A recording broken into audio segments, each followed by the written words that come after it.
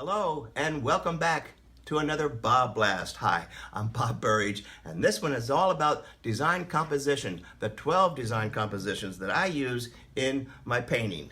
And so what I'm going to be doing is practicing so I can show you. I'm using black tissue paper, water, and good old gel medium, lots of glue, and I can't wait to get started. Here we go.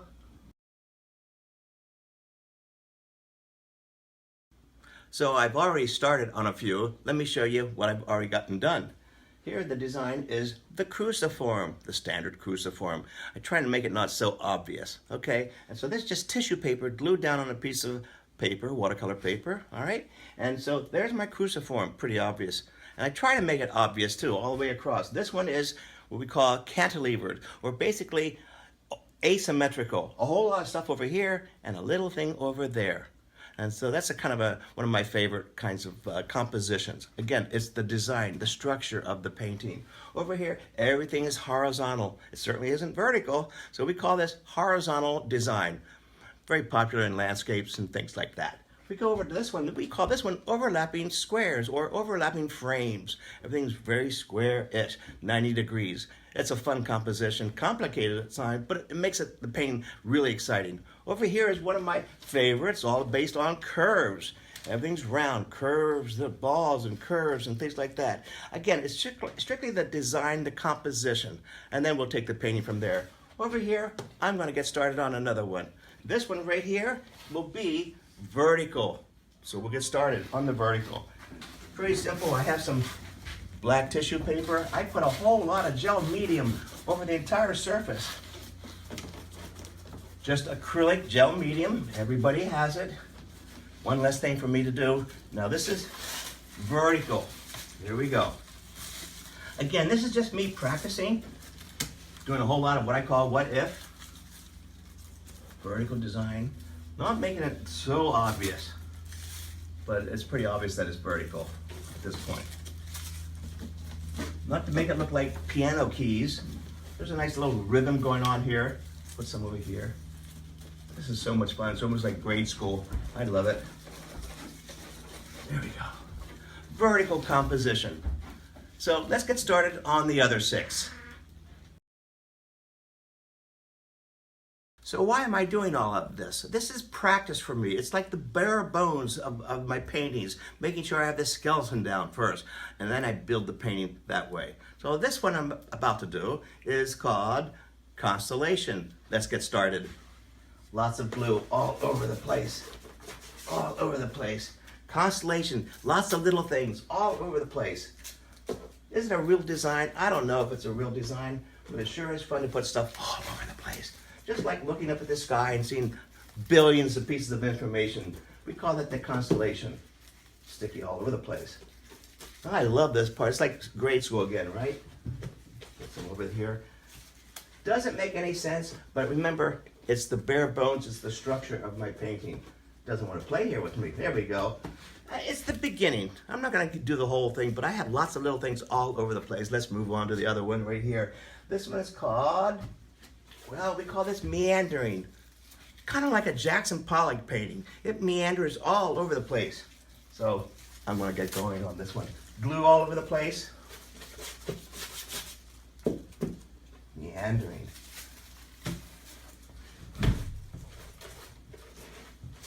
Crazy. Crazy good. Meandering. It's none of these. This is paper all over the place.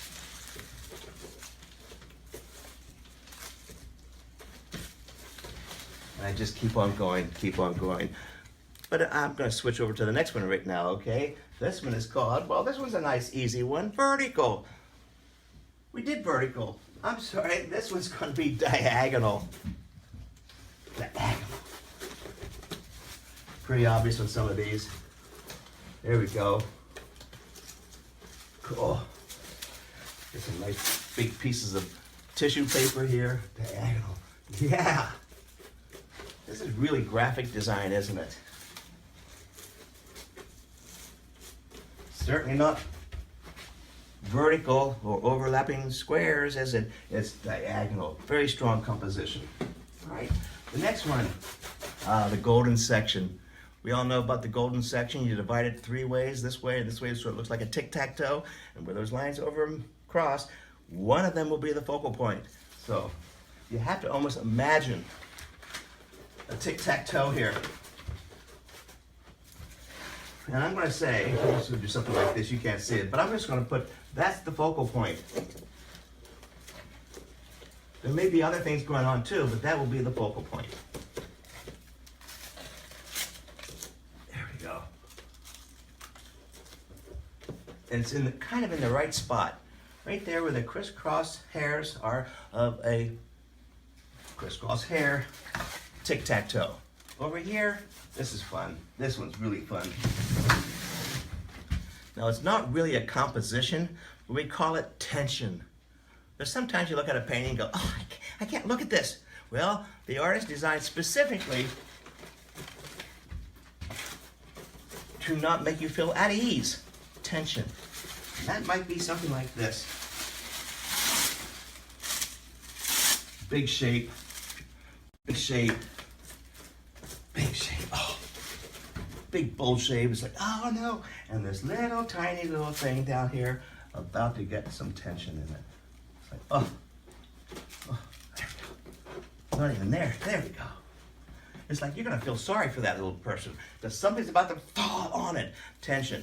And the other one, the final one here, we all know not to put everything in the middle, but we still do. So we cover our butts by saying, oh, it's spiritual. So we know better not to do that. We call it spiritual or portraiture. Hey, I hope you enjoyed watching me play here like a little kid in a sandbox. These are the structures, and as I mentioned, these are the backbones of my painting before I even get into it. I hope you really enjoyed this one. I enjoyed playing with you today. I'll see you on the next BobBlast. Take care.